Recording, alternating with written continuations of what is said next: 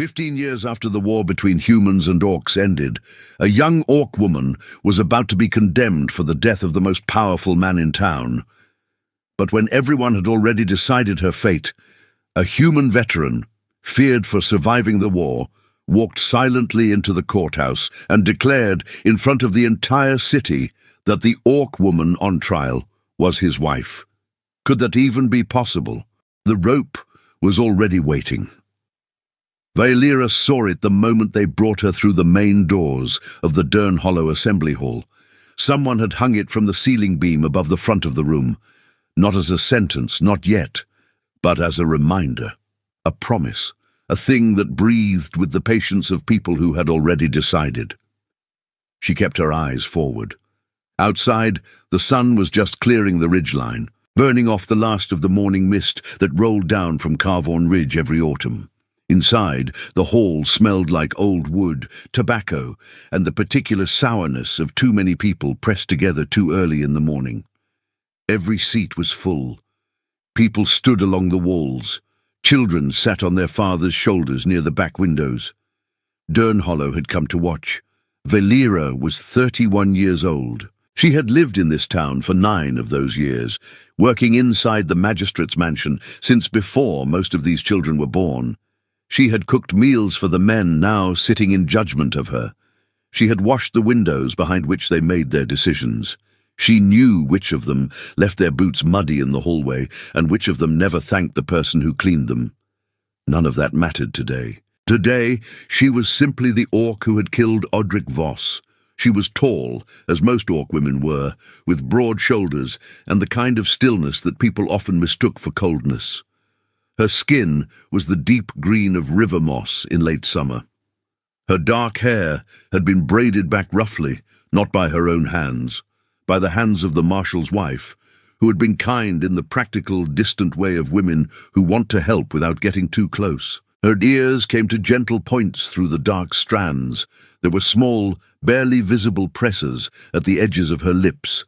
She kept her mouth closed. She had learned years ago that when she forgot to close her mouth, people looked at her differently, more afraid, and afraid people made faster, crueler decisions. Marshal Garin Vale walked 2 steps behind her, his hand resting lightly on the grip of the pistol at his hip. Not a threat, just a habit of a man who had carried iron so long it had become part of him. He was 56 years old and had the face of someone who had stopped being surprised by anything a long time ago. He guided her to the chair at the center of the room. She sat. The murmur of the crowd dropped slightly, then swelled again, quieter now, more concentrated. She could feel the weight of it against her skin, the specific pressure of being watched by people who have already formed an opinion and are simply waiting for the world to confirm it. At the front table, Os Cinco de Dern Hollow arranged themselves behind their polished wood surface, like men who had rehearsed this moment. Malric Thorn sat at the center. He was 68, white-haired, with the careful stillness of a man who had spent decades making important things look routine. On his left, Marshal Vale took his seat. On his right, 2 landowners and a merchant whose names Vailira had heard spoken with reverence her entire time in this town. Malric Thorn looked at her once. Just once. Then he opened the ledger on the table before him and began. "We are gathered to consider the matter of Vailira, of the Iron Frontier settlements," he said, "in the death of Magistrate Odric Voss." Vailira breathed in slowly. She had known this moment was coming for 3 days, ever since they had found Odric cold in his bed and turned to look at her before they had even checked for breath. She had not run. Running would have meant she was guilty. Staying had not seemed to make a difference. The first witness spoke for 11 minutes without once looking at her. His name was Corvin Hale, and he had worked as a groundskeeper at the Voss mansion for the last 6 years. He was a thin man with careful hands and the kind of voice that stayed flat no matter what it was saying, the voice of someone who had learned that emotion cost more than it was worth. He described finding Vailira in the magistrate's study on the morning of Odric's death. He described the fresco, the small glass bottle with the dark residue still coating its inside, sitting on the edge of the desk near the window. He said Vailira had been standing close to it. He said he had not thought much of it at the time, but that in retrospect it had seemed strange. In retrospect. Vailira watched the side of his face. She remembered this man.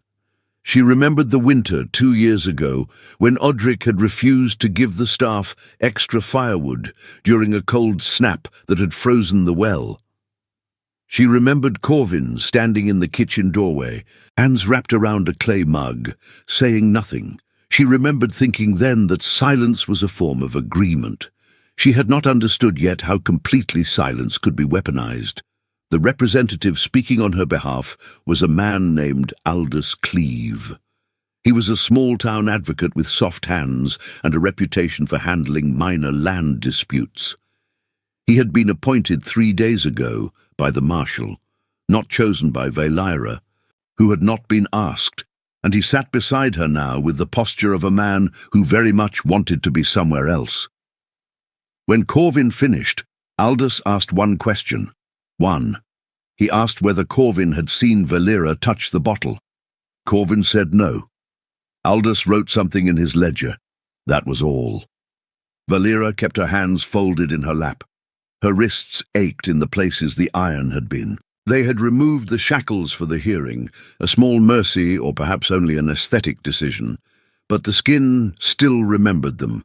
The body kept records that courts didn't ask for. The second witness was a woman named Hessa, who had been a laundress at the mansion. She was nervous. Vailira could tell from the way her fingers kept pulling at the hem of her sleeve, a small rhythmic motion that the woman probably didn't know she was making. Hessa talked about the fresco too, about how it had been in the study for weeks, about how Vailira was often the one who cleaned that room. Malric Thorne leaned slightly forward at this.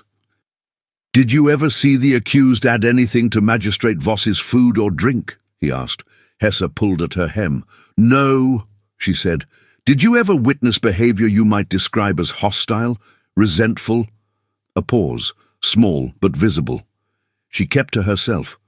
Hessa finally said, "She was quiet." Thorne nodded slowly, as though quiet were another word for dangerous. Vailira looked at the rope above the front beam. She had been told, growing up, that the world had changed after the war, that the 15 years of peace between humans and orcs meant something, that the old wounds had closed. She had tried to believe it. She had come to Durnhollow at 22 with the hope that quiet, careful, consistent work would eventually create safety. She understood now what she should have understood then. Safety was not earned. It was given, and it was only given to certain people. Nobody mentioned the months of illness. This was what struck Vailira as she listened to witness after witness stand up and describe the morning Odric Voss was found dead. They talked about the fresco. They talked about her proximity to the study. They talked about the fact that she was, as one man put it, the type to hold a quiet grudge. Nobody said what type that was exactly. They didn't need to. Nobody talked about the 6 months before Odric's death, the weeks when he had barely left his bedroom, the evenings when she had brought him broth and found him sitting in the dark beside his window, grey-faced, breathing with the careful effort of someone measuring each inhale. Nobody mentioned the physician from Hartwell Crossing who had ridden out in the spring and stayed 2 nights before leaving with a grim, private expression. Nobody mentioned any of it, because mentioning it would have complicated things. Vailira had noticed over the years that complicated truths made people uncomfortable in a way that simple lies never did. A simple lie was a door. You opened it, walked through, and it closed behind you. A complicated truth was a hallway with too many rooms. People got lost in it, and lost people got angry. The hall was warm with bodies. Someone near the back had a cough they kept trying to suppress. Children whispered until their parents silenced them. A dog had somehow gotten inside and was eventually removed with some difficulty near the left wall, which drew a brief murmur of almost laughter before the room remembered its gravity. Aldous Cleave was making notes, or pretending to. Valeria had watched his pen for the last 20 minutes. It moved occasionally, but the movements had the quality of decoration rather than documentation, a man performing attention without providing it. She did not blame him entirely. She understood what it cost to stand in a room like this and say something the room didn't want to hear. She had grown up in the Iron Frontier settlements, where the silence of survivors was not cowardice but arithmetic. You measured what you had against what you might lose. You calculated the odds of being believed, and then you made a decision. Aldous had made his decision before the hearing had started. Malric Thorne asked the room if there were any additional witnesses wishing to speak before the council proceeded to deliberation. Silence. Then, from near the right wall, an old man slowly raised his hand. He was weathered and stooped, and wore the faded coat of someone who had once had means and no longer needed to pretend otherwise. His name was Berin Oldcast. Valeria recognized him as one of Odric's oldest acquaintances, a man who had played cards with the magistrate for decades. Thorne acknowledged him with a small nod. Berin stood with the care of someone whose joints remembered every winter. Odric was sick, he said simply. Had been for a year, maybe more.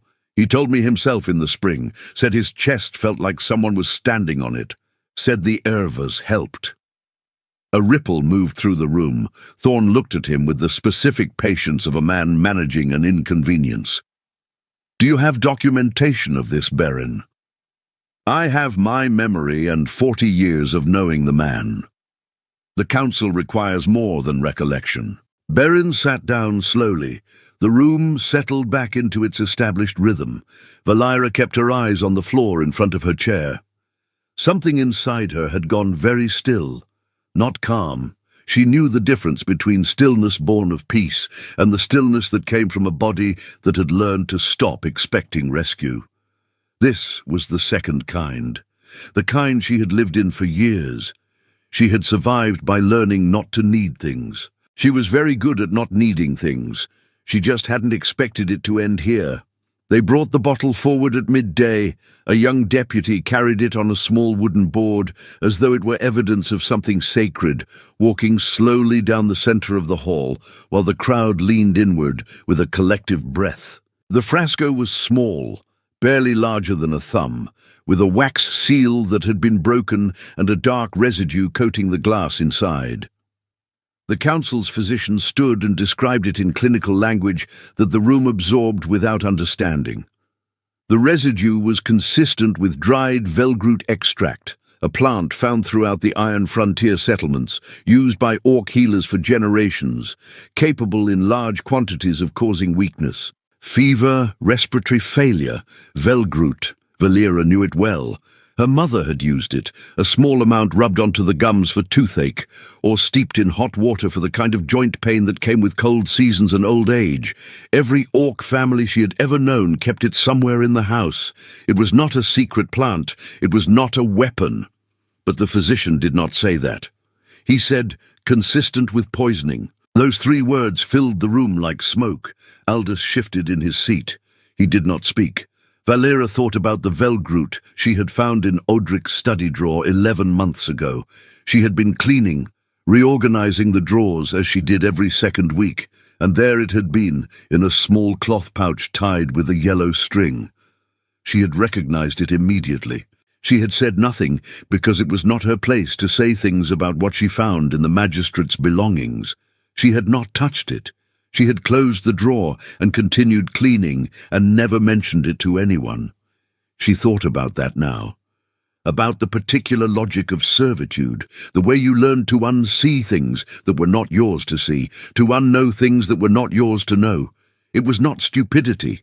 It was not ignorance. It was a survival strategy so deeply embedded that it felt like instinct, and now that instinct had contributed to the case against her. Malric Thorne looked at her across the room. "Do you wish to respond to this evidence?" he asked. His tone suggested that responding was permitted, but not particularly advisable. Aldous placed a hand briefly on her arm, not restraining, just present, the gesture of a man not certain what else to offer. Valera looked at the fresco on its wooden board. She thought about speaking, about explaining the pouch in the drawer, about Odric's pallor in those final months, about the way he had sometimes stumbled in the hallway near his bedroom and caught himself on the wall and looked at her with something like embarrassment, that particular shame of powerful men confronted with their own bodies failing them. She thought about all of it. Then she thought about Berin Oldcast sitting down. She said nothing. Thorne nodded, as though her silence confirmed something. The first day of the hearing ended without a verdict. The council would reconvene in the morning for final deliberation. As Marshal Vale escorted Valera back through the rear corridor toward the holding room, she could hear the crowd outside already dispersing, the sounds of people satisfied with what they had seen, heading home to their suppers, certain the rest was only a formality. She heard her name spoken once near the door by a voice she didn't recognize. Then the holding room door closed behind her, and the sounds of the town faded into the ordinary silence of a small cell and a single lantern burning low. The night before the sentencing, Kyle sat in the narrow dark of the holding room hallway and listened to Durnhollow sleep. It was never completely quiet. A town this size, there was always something, a horse shifting in the stable behind the marshal's office, the creak of a signboard in the wind, the distant sound of the saloon's piano playing something mournful 2 streets over, the sounds of a place that believed in its own ordinary rhythms. He had arrived 2 days ago and had spent most of that time watching the faces in the saloon when Odric Voss's name came up.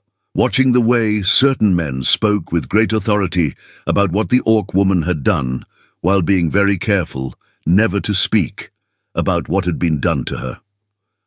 Watching Marshal Vale move through the town with the careful weariness of a man who had long ago made peace with looking the other way. He had known Garin Vale for many years. He did not dislike the man, but he understood what Garin was and what he wasn't.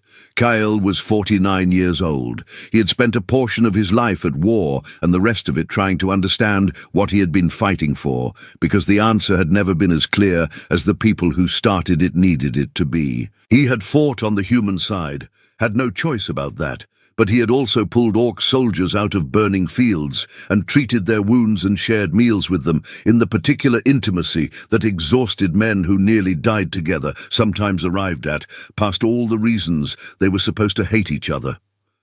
After the war, he had drifted, taken work where he could find it, stayed away from towns like Durnhollow, towns where the war lived on in the narrow gap between what people said and what they meant. He had come back because of a letter written by a woman named Essa, who had been a midwife at the Orc settlement near Carvorn Ridge 15 years ago, and who now ran a small dry goods store in the next county. Essa had written to him. She kept his address, a fact he had occasionally considered, to say that there was a woman in Durnhollow being tried for a death she hadn't caused, and that no one there was going to help her because of what she was. He had read the letter 3 times. Then he had saddled his horse. He had arrived in time to hear the end of the first day's testimony through the saloon walls and the mouths of men who couldn't stop talking about it. By the time evening fell, the whole town seemed to have already decided, not because the evidence demanded it, but because deciding felt clean and fast and required nothing uncomfortable of anyone. By nightfall, Kyle had heard enough. Now he stood in the hallway and looked at the small barred window set into the holding room door, and on the other side of it he could see the shape of a woman sitting against the far wall, with her knees drawn up and her arms wrapped around them, not sleeping. "I'm going to knock," he said quietly, "so you're not startled." He knocked once. She looked up. Through the bars, in the low lantern light, he could see her face clearly for the first time. She was younger than he'd expected, though he supposed he'd known her age. He'd made it his business to know everything about this case before he walked to that door. Her eyes were steady. Dark, careful eyes with the quality of someone who had trained them not to show too much. "The saloon has been saying your name since you rode in," she said. "Kyle Draven." "That's me." A silence, not uncomfortable, the kind of silence that happens between two people who are both deciding how much to say. "What do you want?" she asked. It was a direct question, and he appreciated it. No pretense, no performance of gratitude she didn't feel. "I want to know if you're willing to trust someone who's going to do something tomorrow that will make this town very unhappy," he said. She looked at him for a long moment. "I don't know you," she said. "No," he agreed. "That's fair." Another silence. Outside, the piano finished its song and started another. "Tell me," she said quietly, "what you're planning." He told her. Not everything. He wasn't certain yet himself about every piece of what he intended to say in that room, but the core of it, the document he had, the way he planned to use it, what it would require of her. She listened without interrupting. When he finished, she was quiet for a moment, looking at the floor of her cell. Then she said, "They'll say you're lying." "Yes. They'll say I bribed you or manipulated you. Some of them will say that. You'll be called a traitor. You've been called that before, but this will be worse. This is their town. I know." She looked up at him through the bars. Something in her expression had shifted. Not hope exactly, but the particular alertness of a person who has been in the dark for a long time and just heard something move. "Why?" she asked. "You don't know me." Cale was quiet for a moment. He thought about how to answer honestly, without being dramatic about it. He had a distaste for dramatic honesty, the kind men used to make themselves the center of other people's pain. "I know what this town is doing," he said. "I've seen it before. A lot of times during the war and after it. Someone without protection becomes available, and the people who need a problem solved use them to solve it, and everyone around them decides not to look too hard, because looking costs something." He paused. "I'm tired of watching that happen." She absorbed this. "And the document," she said carefully. "Is it real?" A long pause. "Parts of it are real," he said. "I was in Teskar Vale 11 years ago. There are registries there from the resettlement period. I had a friend who worked in the clerk's office. Some of those records are flexible in terms of what they can be made to say." She stared at him. "You're going to lie to a council," she said, "in a room full of people. I'm going to use a piece of paper to make a room full of people pause long enough to hear the truth," he said. "That's different." "Is it?" He considered. "Probably not, technically. But I've done worse things for worse reasons, and this seems like the better side of the scale." She was quiet again. Her hands rested flat on her knees now. The coiled tension of earlier had not left her, but it had redistributed, moved from helpless waiting into something more deliberate. "If this works," she said, "and I don't think it will, but if it does, I'll owe you something." "You won't owe me anything. That's not how things work." "It's how I'd like them to work," he said, "just this once." She looked at him for a long time. He did not look away. "All right," she said finally. "Do what you're going to do." He nodded once, stood. He was about to leave when she spoke again. "Kale." He turned.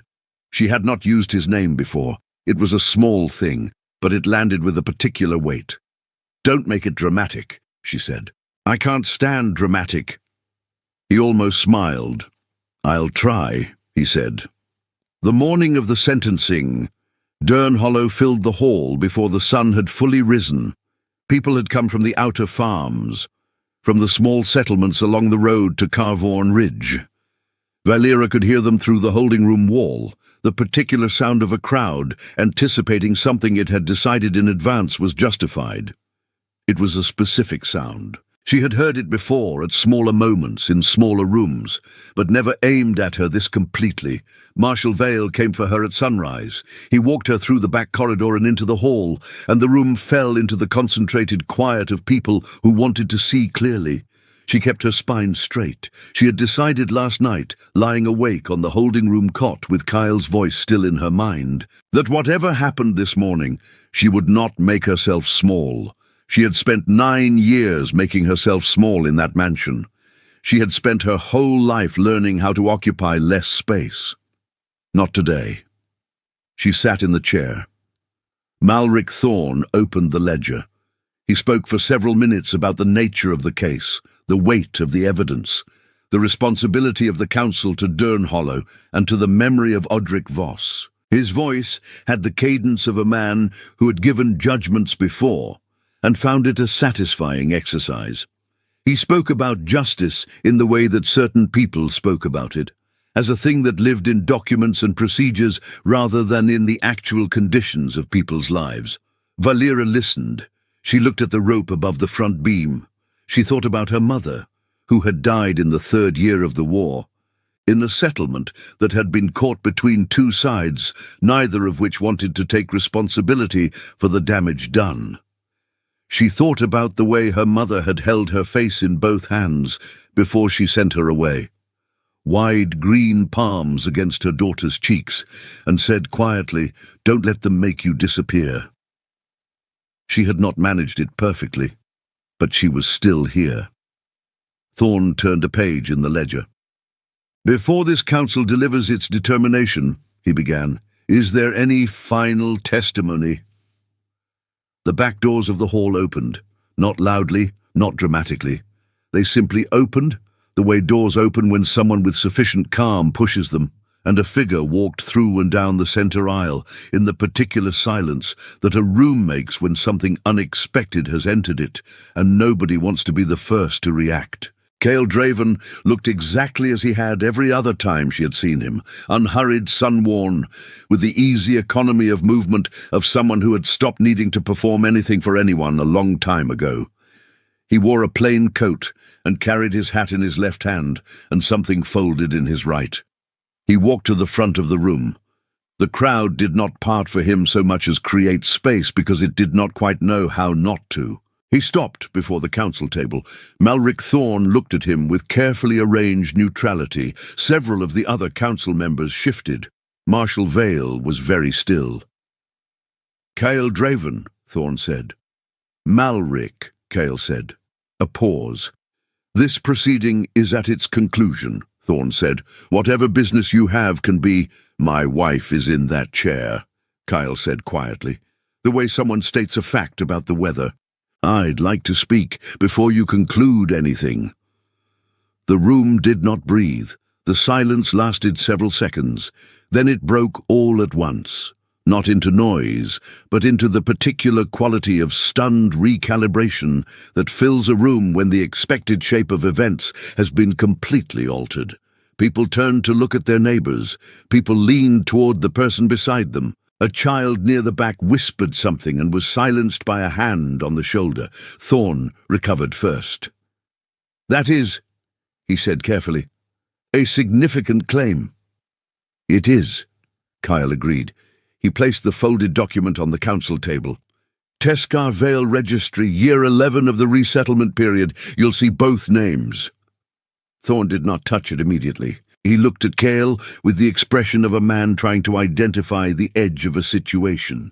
"This was not mentioned at any point in these proceedings. No, we were estranged. I didn't know about the accusation until I arrived in Durnhollow 2 days ago." The room behind Cale buzzed quietly. He did not turn around. Marshal Vale leaned forward and took the document from the table. He unfolded it and read in silence for a moment. His expression was unreadable in the professional way of a man who had spent 30 years hiding what he was thinking in public. "This appears to be a registry document from a resettlement clerk," Vale said. "It is," Kyle said. Thorne folded his hands on the table. "Even assuming this document is valid," he said, and the word assuming did particular work in that sentence, it does not alter the evidence presented. I'd like to speak about that evidence, Kyle said, if the council permits. Another pause. Thorne looked at the men flanking him. A small, nearly invisible exchange occurred. Briefly, Thorne said. Kyle turned slightly to face the room as well as the council. It was a natural movement, the movement of someone addressing more than one audience, because he understood that was what was required. He spoke about Odrik Voss, not angrily, not dramatically. He spoke the way a man speaks, who has assembled information carefully and wants it heard clearly. He spoke about the illness, the physician from Hartwell Crossing, whose name he had, whose visit could be verified. He spoke about the Velgroot in the drawer, and about the fact that every Orc settlement in the Iron Frontier kept Velgroot for pain relief, and about the particular irony of using a traditional Orc healing plant as evidence of Orc malice. He spoke about the bruises. He said it plainly. He said that people who had worked in that mansion had seen things over 9 years that they had not said in this hearing, and that he thought they might be willing to say those things if they believed it was safe to do so. He looked at Hesse. Hesse pulled at her hem, and then, slowly, with the effort of a woman overcoming a very old reflex, she stopped. She put her hands flat in her lap. She stood up. The room shifted. Once Hesse stood, something changed. Not immediately, not completely, but in the way that the first person to move in a frozen crowd creates the possibility of movement. An older man stood, a woman from the back, another former employee of the mansion who had transferred to another household 2 years ago and had carried something with her that she had not been able to put down. One by one, the room began to turn. Not all of it. Some people would never turn. Some faces in that hall remained hard and certain. And Valera did not expect otherwise. 15 years was not enough to unmake everything the war had made. Near the advocate's chair, Aldous Cleave sat very still, his pen unmoving above his ledger. His face had the look of a man watching something he had chosen not to prevent. Not cruel, just absent in the way that mattered most. Valera saw him. She did not look away until he did. When the voices had finished, when the room had said what it was willing to say, Thorne sat very still behind his table and looked at the document in front of him and the crowded evidence of everything the hall had just heard. He did not look pleased, but he looked like a man who understood arithmetic. "This council," he said at last, "will suspend determination pending review of additional testimony." He did not look at Kyle when he said it. They let her out in the late afternoon. No ceremony to it. Marshal Vale simply unlocked the door and stepped back and said her name once, and Valera walked out into the corridor and then out through the back door of the marshal's office into the thin autumn light. Kyle was waiting by the fence post where he'd tied his horse. She walked to him, and they stood together in the quiet for a moment, not speaking. The wind moved through the dry grass of the lot. Somewhere on the far side of town, someone was splitting wood, the hollow, even sound of the axe coming down and the silence between. "They'll reopen the case," Kyle said. "Probably conclude he died of his illness. Might take weeks, but the accusation won't stick." She nodded. They stood a moment longer. "You lied," she said. "Yes." "About the document." "Parts of it were real," he said. "I told you that. Parts. The most important part was true," he said. "A man named Cale Draven did register a union in Teskar Vale 11 years ago. What the registry contains beyond that name is a matter of interpretation." She looked at him with the particular expression of someone deciding whether to be angry and recognizing that they aren't entirely. "You could have just told the truth about Odrik." "I could have," he said, "and they would have let me speak for about 90 seconds before Malric found a procedural reason to remove me from the room. A husband has standing, A stranger passing through has an opinion. She looked away, at the grass, at the ridgeline in the distance. That's a terrible thing, she said quietly, that it works that way. Yes, he said, it is. She breathed in. The air smelled of dust and approaching cold, the smell of the iron frontier in autumn, dry and wide and indifferent, the smell of a landscape that predated everything humans and orcs had done to each other and would outlast it too. I'm not your wife, she said. No, I'm not going back to that mansion. I know. She turned to look at him. He looked back at her without filling the space with anything unnecessary. No promises, no reassurances. Just the plain steadiness of a man who had said what he intended and was waiting without pressure. You mentioned a place, she said. Teskar Vale. It's a day and a half south. Quiet country. Some orc settlements in the outer range. Some human farms. Nobody looking to prove anything about anybody. You have property there? A small one. Nothing important. She was quiet. He did not push. This was, she realized, one of the stranger things about him. The capacity to simply wait without weaponizing the waiting, without making his patience into a demand she could feel pressing at her. I'll need to think, she said. Take the time you need. That evening, they stopped at the Lantern Hollow, a day's ride from Dern Hollow. The estalagem was old, low beams, fireplace taking up most of one wall. A landlady who asked no questions and brought a plate of bread and stew without needing to be asked twice. They sat across from each other at the small table nearest the fire. Vailira ate. It was the first meal she had eaten sitting down in days. The bread was dense and warm, and the stew had the kind of depth that comes from something cooked slowly, without hurry. The fire crackled with the quiet industry of old wood, doing what it was built to do. She did not have to earn this chair. That was the thing she kept returning to. The ordinary, almost incomprehensible fact of it. She had spent so many years understanding that her presence in any room was conditional, contingent on her usefulness, her silence, her careful performance of someone who was not a problem. She was simply sitting here. She was simply eating. Across the table, Kyle was looking at the fire with the expression of a man who had spent a great deal of time alone and had made a kind of peace with it, though not the kind of peace that means you no longer notice the absence of something. What did you want, she said quietly, before the war? He looked at her. A farm, he said. Something small, enough to be tired from honest work in the evenings. That's not very interesting. No, he said, but it's what it was. She looked at the fire. I wanted to learn to read maps, she said. There was a woman in our settlement who had traveled before the war. She had these old maps on her wall. I used to stand and look at them and think about what it would mean to know where you were, to have a name for the place you were standing. Kyle was quiet. Teskar Vale is on most maps, he said. Old ones and new ones. She looked at him. He looked back. The fire settled lower, the way fires do when they have done their work for the evening and are beginning to ease. The landlady moved quietly in the back room.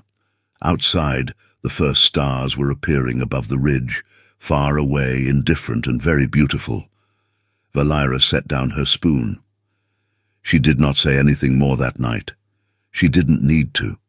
But in the morning, when Kyle's horse was saddled and waiting in the pale early light, she was already outside, standing beside it, ready. The truth never disappears just because no one has the courage to speak it. It simply waits, quiet and heavy, for the one moment when someone finally decides that the price of silence is too high to keep paying. The truth always surfaces. Sooner or later, it always does. Did you enjoy the story? Subscribe to the channel to watch more stories like this one. Leave a like, it helps the channel a lot. And drop a comment down below. I always read them and use your feedback to make our content better. Thanks so much. Orc-Bound Legacy.